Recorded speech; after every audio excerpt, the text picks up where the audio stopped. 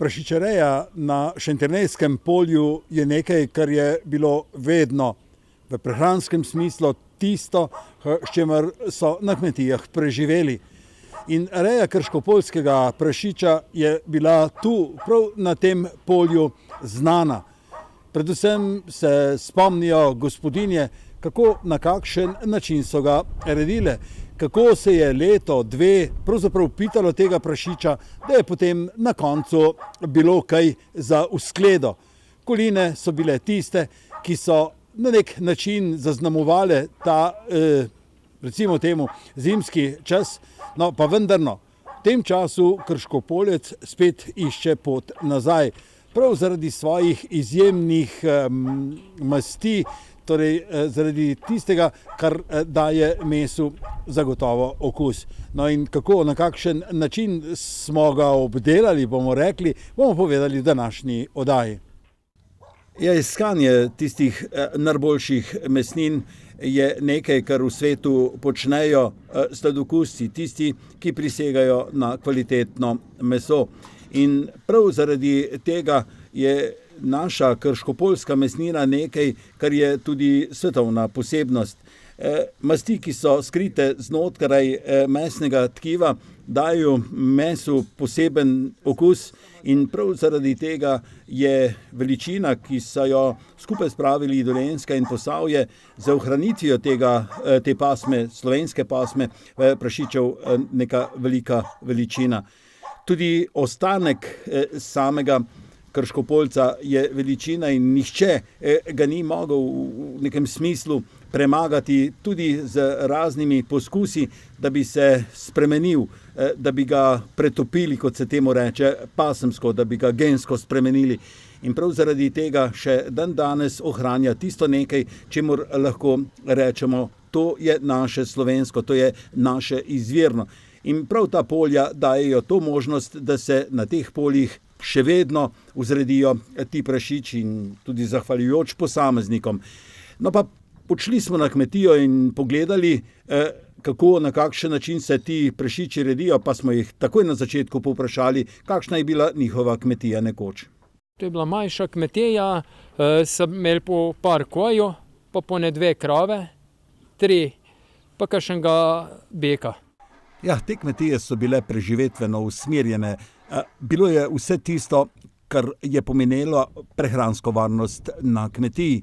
In prav zaradi tega so bile kmetije, ki so bile majhne, imele praktično vse, od zelenjave prašičev, goveda, prevoza in tako naprej. In tudi takšna je bila Martinčičeva kmetija. No, povejte. Jaz se spomnim, po 8-10 glav živine je bilo, zdaj na zadnje, ko smo imeli. No in lotil se potem sam preusmeritve. Povejte vi. Jaz sem to nek preusmeril v 2005 leta. Zdaj jih redim, okoli 80-90 imam, vse skupaj s tamaljem, plemenskim svinjem pa z merjascem. No in kakšna je struktura vaše preusmeritve? Kaj za prašiče bi lahko rekli v vzrastnem smislu imate? Da imam svinje, bi rekel, merjasca za svinje preko popapacke, od tamalga skozi, da velezga prašiče spetam. No, v tem trenutku je prašičereja nekoliko v nazadovanju. Ta je bila vedno odvisna od sezonske ponudbe in od cen na samem tržišču. Velikokrat je nihalo povpraševanje po prašičjem mesu. Pri prašičih nekako na 4 leta, pri govedu na 7 in tako se je v nekem smislu tudi vse skupaj dogajalo. In zaradi tega mi povejte, kako, na kakšen način ste vi razmišljali v začetkih o preusmeritvi kmetije povsem na krškopoljsko rejo prašičev. Ja, prej smo že imeli prašiče, pa z govedoreje ne je bilo tako zainteresirano, pa sem pa počasi začel prašiče. Prvo sem mu bele, bi rekel, 2012 sem pa na krškopoljce pršaltal. Sem je tudi en drug, bi rekel, tako mal, da bi rad imel, Ja, v Krškopoljcu so tekle razne zgodbe, pa vendarno tista prava je, da je preusmeritev poskušala stroka narediti predvsem zaradi kvalitete mesnine. Namreč krškopoljsko meso krškopolca je zelo občutljivo in ostale pasme so dejale veliko bolj neobčutljivo mesnino in prav zaradi tega se je spreminjala, ampak zgodbe so bile zanimive. No in povejte vi, se spomnite kakšne? Jaz se spomnim še kot majhen, ko sem še v šolah hodil, bi rekel tam prvi razred, drugi razred, pa še mlajši, ko sem bil. So bili krškopolci v Svijakih. Črnega se spomnim, so bili črn pa črnobel. Prej sem rekel prehranska varnost, pridelati vse doma, to je bilo v okoljskem in energetskem smislu tisto najboljše in še se nam bo kavcalo po tistih časih, ampak no vi povejte, zakaj je bila ta reja prašičev pri vas zanimiva? Zakaj? Zato, ker ne drugega se dobilo po trgovinah, bi rekel, pa so spetali za doma. Pa mastimo, bi rekel, če je krampir, pa karozajo imu veliko masti. Današnja prehrana pa tem več ne je tako. Bi rekel, treba malo več ječmena vključiti v prehrana, pa trave, pa tazga. Pa mečkano mu podaljšati rast. No, če bi spomnil na tisto preje, nove linije, ki so prihajale, so bile zrele tam do 100 kg v 4-5 mesecih, krškopoljski prašič pa v leto in pol. No pa vi povejte, kako je s to rejo, v kolikšnem času dosegate recimo 100-kilsko težo prašiča? 150-kilske, tam bi rekel, 10 mesecev, 9 mesecev. Tako lepo normalne rasti. Drugač 200 kili pa treba kar en let. Dober en let.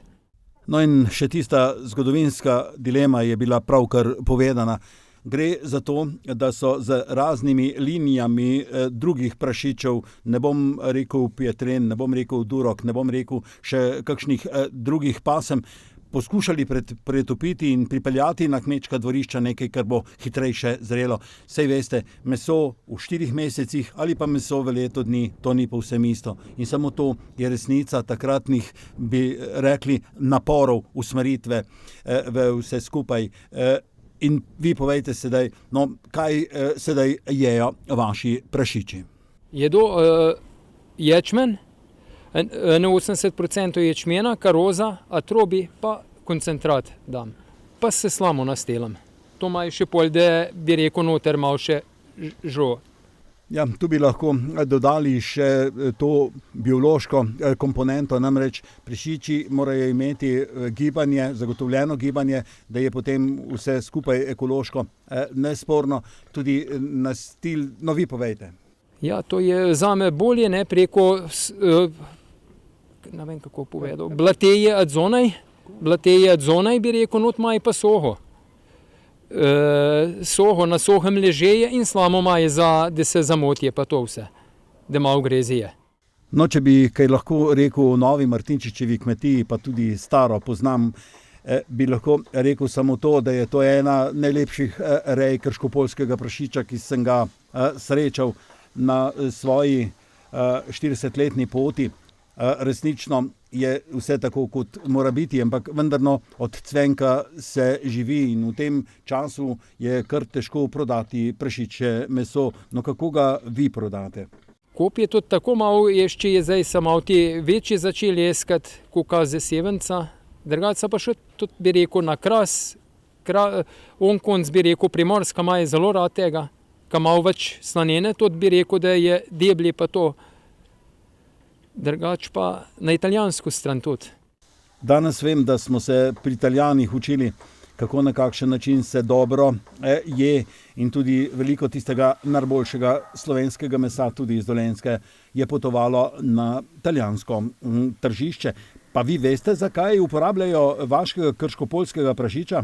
To se gre, bi rekel, bolj cele pancete daje šešet, več špeha, bi rekel. Cele kose, ne? Da cel špeh, bi rekel, cela polovica, cele kose špeha pesteje. No pa morda veste, v kateri del Italije vse skupaj prodajate? Na italijansko stran Goreških brd, tudi kje prodam. Tam maj pa rad, da maj debela slanena, da maj prašič. Kad cela slanena pesteje za šešet. Pol maj pa to za rezati, ali zdaj ne vem točno. No, kljub prodaji živih prašičev pa zagotovo doma izdelate mesnine. No in povejte, katere? So klobase, bi rekel salame krškopoljca, pa tudi panceta je, pa krače, pa tako bi rekel prekajeno. Pa vratovina suha. To bolj te bi rekel dela je turistične kmetije, ko imajo, pa ponuji je, bi rekel, na raznih sejmeh ali pa kje na tržnicah prodaji je. Pri vas se lahko kupi najbrž da živega prašiča ali pa? Živ prašič se lahko, drugače ga lahko pa tudi v klavnica zapelam, pa tam naredi storitev, pa ga prevzame kupec. Tu ne morem ničesar dodati, samo skrbni del je tisti, ki poskuša za najmanj doseči čim več. In tu pri tem Krškopoljcu gre za izjemno kvaliteto, časovno in pa količinsko pa je zadeva mogoče malo vprašljiva. Pa vendarno raje pojejmo nekaj malega mesa, pa tisto dobro, no, pa o tem niti ne bi izgubljal besed. Gremo sedaj naprej na tekmovanje, ki so ga imeli dijaki gostinskih šol in povprašali smo seveda kaj drugega kot Krškopoljec. Krškopoljec, kot na že cena samega mesa pove, ne bi bil bolj kvaliteten kos mesa, se pravi, ga moramo malo bolj spoštovati, treba ga je malo bolj znati uporabiti, se pravi, vso to maščobo ekstra, ki jo ima, da se jo da vso, se pravi, prekuhati, prepeči, da res da tisti maksimalno okus ven iz sebe in da pač znaš vsak kos mesa, ki ga uporabiš, da ga znaš pripraviti res maksimalno, da dobiš ven tisti kukar lahko. In v Radovljici na tekmovanju srednjih šol Krškopoljc na najbolj izviren način in na način, ki ga poučujejo, bomo rekli, v gostinskih šolah. No in povejte še vi. Krškopoljca smo izbrali, ker je iz našega Krškega polja, edina slovenska prašičja pasma, ki je avtohtona. Na podlagi tega smo se odločili, ker je v pravilih, da predstavljamo regionalno jed, in smo se odločili za Krškopoljca, ki je dokaj cenjen, če dalje bolj, čeprav bi skoraj izumrl. Na podlagi tega smo se odločili, da ga izberemo, dodali smo nekaj zelenjave, naredili smo pesni štrukelj, ker bi naj bi predstavljali njegovo prehrano. To je bilo to, to je bila podlaga za našo zgodbo in krožnik. No in sedaj v Radovljico na tekmovanje. Krškopoljski prašič se je odlično odrezal, ampak poslušajmo zgodbo o tekmovanju, o tistih, ki poskušajo ohraniti tisto, kar je slovensko. To je bila tekmovanje Tušova kuharska zvezdica. Na tem tekmovanju se pripravlja eno glavno jed, ki izhaja z našega kraja, se pravi, mi smo iz našega okoliša, se pravi, mi smo imeli Dolenjsko, smo predstavljali Dolenjsko, krškopoljskega prašiča, ga probali na čim boljši način pripraviti, objeti njegovi zelenjavi. Malo je možnosti v zadnjem času, da bi se predvsem dijaki srednjih šol predstavili, pa vendarno to tekmovanje je tisto. Kakšno je to tekmovanje? Ja, to je kuharsko tekmovanje skupaj z strežbo. Spravi, je zelo pomembna ta komunikacija s kuhno pa strežbo, da ko kuhar pripravi, da strežba pravi čas postreže jed, je tudi predstavi gostom in pove to zgodbo, katera stoji za krožnikom. Ko sem vas opazoval, kako na kakšen način ste vse skupaj pripravljali, ja, je bilo užitek vse videti, pa vendarno vi povejte, kaj je tisto, kar se pri pouku učite in kar je bilo potrebno upoštevati pri tekmovanju. Je tako, največje pravilo je, da moraš imeti pult skozi čist, se pravi, da imaš čim bolj zorganiziran pult, pripravljen mizen plac, tako kot je potrebno, da potem samo čim lažje delaš, čim hitreje delaš, da te nič ne ovira pri delu in da lahko ves čas, ki ga imaš, maksimalno porabiš in res narediš čim več iz tega časa. No, pa povejte od vsega začetka, tržnica, pa potem priprava prostora, pa potem začetek tekmovanja.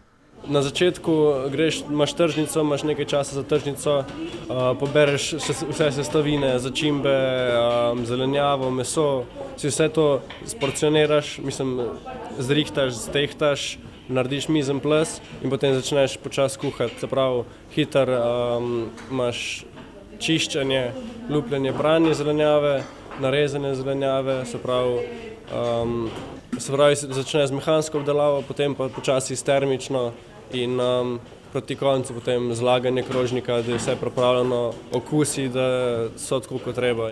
No, pri sami pripravi vsega sem slišal, da kaj veliko ne smete prenesti s seboj. Se pravi, ja, imeli so s sabo blender, da so lahko zmlela drobtine, da so lahko naredila pire, espumo, imela sva sušilnik, da so lahko sušila čips, pastinakov čips, da so dali na krožnik.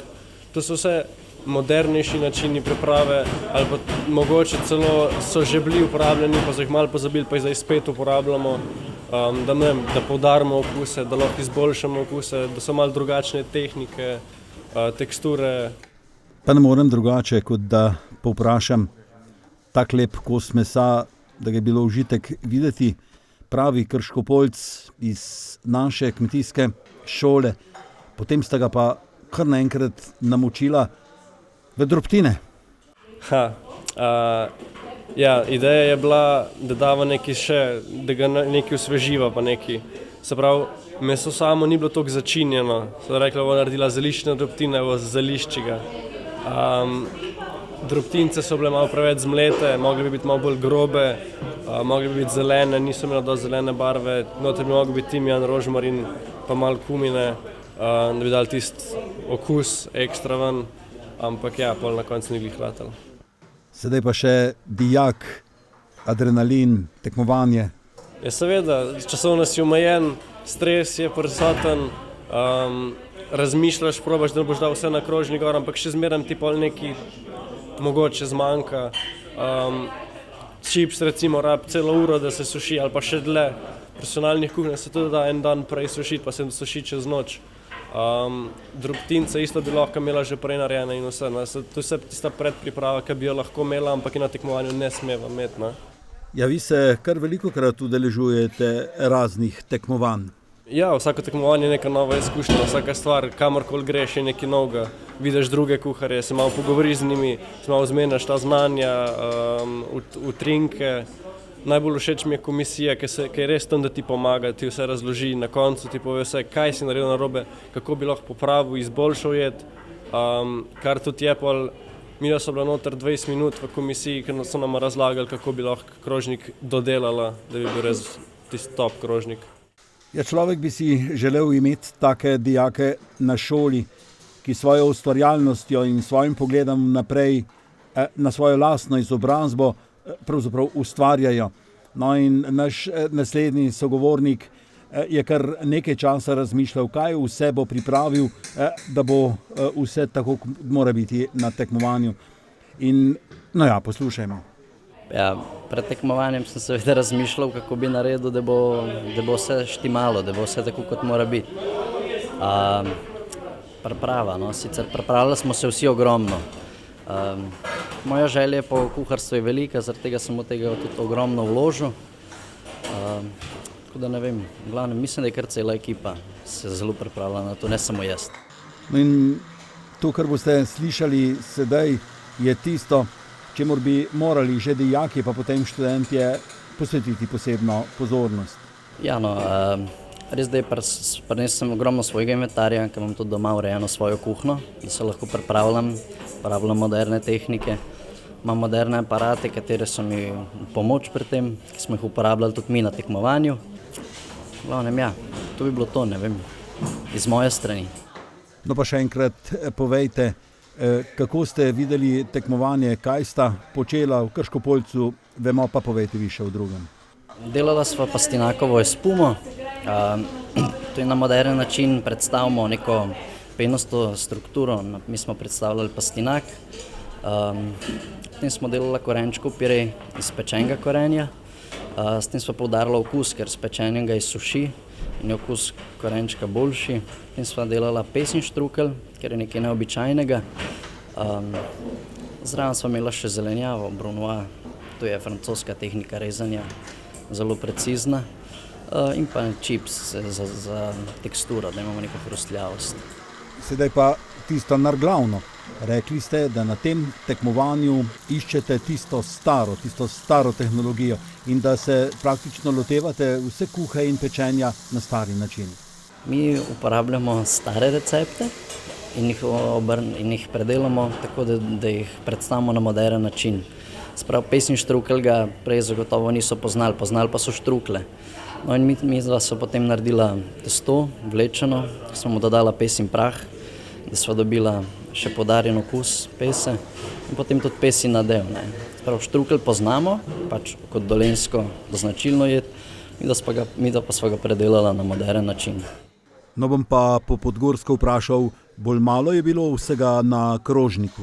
Ja, mi včasih za Dolence je sploh značilno, da radi veliko jemo, ampak v moderni kuhinji, kot jo predstavljamo mi, mladi, je pač usmerjeno tako, da se na krožniku da malo sestavin, ampak te res perfektno narejene, ker se ponavadi je v več hodih. To pomeni, da se je od predjedi, tople, hladne, potem glavne in naprej sladice. Spet obremenjen s preteklostjo, namreč meso Krškopoljca je moralo biti ovenčano, bomo temu rekli, z mastjo. Vi pa ste to pravzaprav spremenili v obrezke. Povej. Iz obrezkov skuhamo fond, s tem pol izboljšamo omake. Se pravi, obrezke opečemo in dodamo zelenjavo in potem dolgo časa kuhamo. No, saj to me je zmotilo. Ne, tega tam nismo počeli, mi smo fond prinesli kuhan s sabo, ker za dober fond rabimo res cel dan od jutra do večera. Ja, meso, slanina, dobršen kos, pečenka, to poznamo. Pa bi te prosil, povej, kako ti gledaš na to prehrano. No, v glavnem, to je spet nek delček moderne kuhinje, no, ki jo neki starejši del dolenjske glih ne zastopi najboljš. V glavnem, mi s tem samo hočemo izboljšati okus mesa. Rožmarin, timijan pa kumina ga v bistvu samo povzdignejo. Ja, ampak sam meso Krškopoljca po mojem ne potrebuje ničesar, tako je okusen. No, glih v temu je čar, da dodaš pravi delež rožmarina, pravi delež timijana in pravi delež kumina, zaradi tega, da ne zasenčiš okus mesa. In profesorica, kako o tekmovanju? V zadnjem času je ta krškopoljski pršič postal kar popularen in namen tega tekmovanja je, da poskušamo obuditi živila, ki so se uporabljala včasih in zato smo se tudi odločili za krškopoljskega prašiča. Krškopoljski prašič je znan po tem, da ima zelo veliko maščobe. Še posebno je, če ni pravilno hranjen, se pravi, če se ne pase, je te maščobe še bistveno več, zato se gospodinje ne nazadnje, ko vidijo te porabniške kose mesa, malo ustrašijo, ker je zelo veliko maščobe. Ta maščoba, če se speče meso preveč na hitro, se maščoba na nek način ne stopi tako, kot bi se morala stopiti in je meso potem dejansko samo masno in pa mesa je zelo malo, predvsem je maščoba. Zato meso je treba peči počasi, tako da dejansko se v tej maščobi prepoji maščobe in je potem okus tudi bistveno drugačen. Meso prašiča, kaj lahko o tem rečeva? Zdaj vemo, da je svinjina nasploh med prebivalstvom zelo cenjena in glede na to, da je meso mastno, se svinjina tudi več pripravlja v zimskem času, je pa res, da svinjina se pripravlja skozi vse leto. V zimskem času bolj se pravi pečeno in pa potem suhomesnati izdelki. No, pa recite vi še o tistem izvirnem namenu tekmovanja. Namen tega tekmovanja je, začetek namena tega tekmovanja je bil tudi zato, da je to promocija poklicu. Se pravi, ne nazadnje je to dijak viden ne samo takrat na tekmovanju, ampak tudi potem v raznoraznih revijah, ki so povezane s tem tekmovanjem. Ocenjuje se na tem tekmovanju ne samo sam okus jedi, ampak celoten potek dela in pa vključena sta tako kuharska ekipa kot strežna ekipa. Se pravi, ne samo, da znamo mi pripraviti hrano, ampak da jo znamo potem tudi tržiti. Se pravi, da gost, ki bi prišel v našo restauracijo, bi to hrano kupil. Se pravi, da jo moramo tudi na tak način predstaviti, da je zanimiva. Pa povejte še kaj o tekmovanju. pri tekmovanju ne, da je pomemben samo čas. Lejte, pri vsakem tekmovanju je malo se drugače dijak obnaša potem tudi, ko je pod stresom. Se pravi, dela pred komisijo, dela v popolnoma drugem prostoru in pa definitivno je tudi čas. Naša dva fanta sta imela časovno tako natrpano, da sta potem tudi zaradi tega sta se zmedla in pa imela sta na krožniku zelo veliko komponent. Ja, letos odličen rezultat.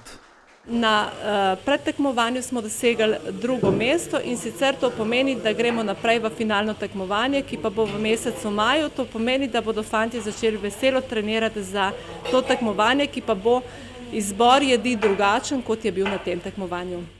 Takrat, ko rečemo domače, takrat, ko rečemo z naših njiv, takrat, ko rečemo na iz naših rok ustvarjeno nekaj, to je tisto, kar nas dela velike, neodvisne in svobodne v tem prehranskem smislu. Veste, in čisto na koncu moramo jesti. Ja, takole lahko rečemo. Krško-Poljc je na Krškem polju bil, ostal in preživel. In danes, ko je pravzaprav krško-poljska mesnina iskana in pravzaprav priznana tudi znotraj, kot temu rečemo, prehranskih verig, ja, danes je že pravo malo zlato. Težko ga je dobiti. Še več, mesnine so kvalitetne, še več. Tudi tisto, kar spečemo, je drugačno, kot je sicer meso. Tisto, ki je suho, tisto, ki ga dajo lahko bi rekli prašiči, ki niso naših domačih previnjenc. Lahko pa rečem, da je Krško-Poljc zanimiv in pravzaprav potrebno ga je jemati, predvsem zaradi tega, ker je to naša edina slovenska pasma in prav zaradi tega, ker je to na svetu posebnost.